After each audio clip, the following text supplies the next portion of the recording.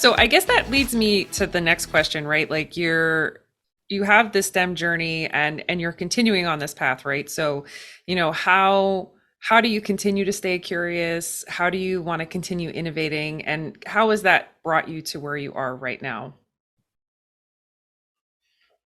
Maybe we start with you, Shannyn, since Sure, you wrote sure. down about I, that. I would say there's fearlessness. So not being afraid to try something new or learn a new skill. And as I think back to my career, I think that's held true.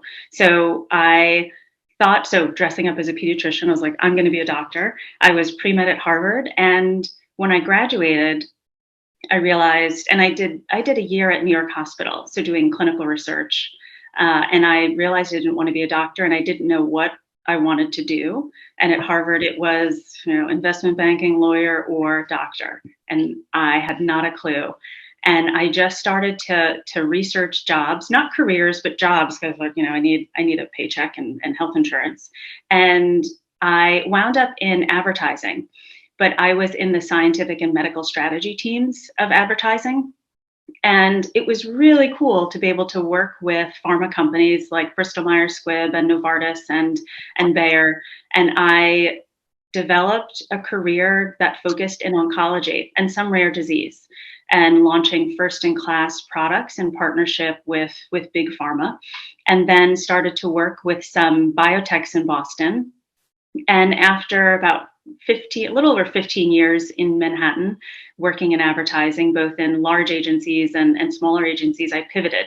And so here I built this career, knew what I was doing, but pivoted into industry. And I remember interviewing, it was rough interviewing because I was told that the experience and all of the professional knowledge that I had gained in New York actually didn't translate.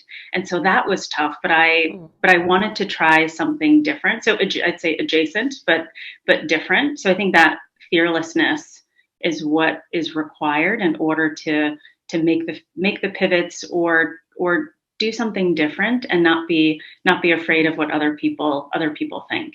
And I pivoted into industry and was at Shire, which was acquired by Takeda, and then moved into biotech. And so I've also gone from being more of it's a medical or scientific storyteller to marketing to now more operations. So working within biotech in Boston in more operations roles. So whether it's preparing a company like Oncopeptides and multiple myeloma for launch as an organization to leading the IPO readiness at Exilio Therapeutics, also in oncology.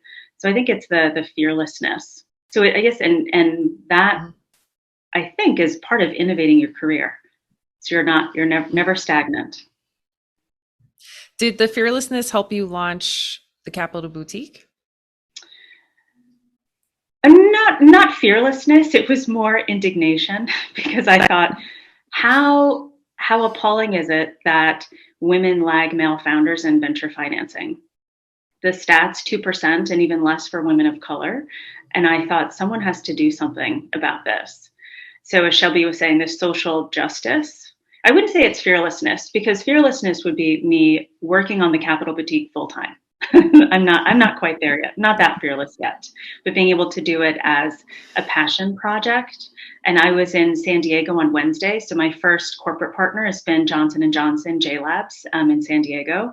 And we did an event that brought together the women in life science and tech in the San Diego community. And they were really receptive and excited to get together, and they didn't know one another. And I thought in a community that's so specific, you would think that the women would know one another, but they didn't. And then they said, can we do this every month? I said, well, I'm from Boston, but I'm sure there are some folks in San Diego who'd be able to support and continue that excitement. Very cool. All right, Jessica, how about yourself? How do you stay innovative? How do you stay curious? Innovated. Uh, Funny story. I got an email last week from the company TED Talk. And I'm on the second phase, still haven't gotten an official invitation, but on May 27th, I proposed my video. I had to show them what will be my talk in 2 to 3 minutes, which was ridiculous. I probably recorded over 40 times. But it comes down to breaking the cycle, breaking the negative cycle. Working at a hospital and being the only Latina in the emergency room was an eye opener for me. It just showed that it's unfortunate, not a lot of, and I'll speak on behalf of my community, it's unfortunate that not a lot of Latina has the opportunity and the chance to achieve these goals. Some say it just seems too far-fetched. And I can say that I might have said the same thing when I was younger. Not seeing that in my own household and not having someone to look up to, it was hard to actually put myself in this dream of becoming someone. And as I was growing up and I got connected with more and more people, I said, oh, okay, I can do it too. All right, so let's get it going. So I started looking into how can I make myself be that person that everyone else is talking about, but it doesn't see me. One of my meetings that I had over Zoom, I was going to have a meeting with one of the directors of New England for the Boys and Girls Club for one of our collaborations. And he's a Black male. All we did was exchange emails and going back and forth. And then it was time for us to meet in Zoom. And I will never forget, he says that he was surprised that I was the one that showed up in the Zoom call. And I asked him, I said, why is that? And he says, I honestly thought I was going to be a white woman in your level of, work with the hospital. And it just shows. And I said, well, it's not, it's me. And I just little things like that. It just shows that not a lot of us have the opportunity. And I want to break that cycle, that negative cycle. Growing up, it was college and university, owning a home, being, a professional. It seemed as a privilege, not as a normality. And one day I was working in the ER and I was speaking to one of my colleagues and she wanted to know how to get into school. And I was giving her the ropes around it, what not to do, what to do. And someone stopped me because they overheard me say that I have 3 degrees. And she was very surprised to hear it. You have 3 degrees? And it kind of hurt. It bothered a little because you're already, judging. Latina should not have 3 degrees. And I just looked at her and I said, I do have 3 degrees. And it's unfortunate that, this is the world that we still live in, but I feel great and I feel more empowered to be able to show the next generation that, it is possible. And it is in this opportunity, we all have it equally across the board, no matter what background you have. So I say it proud every day I go.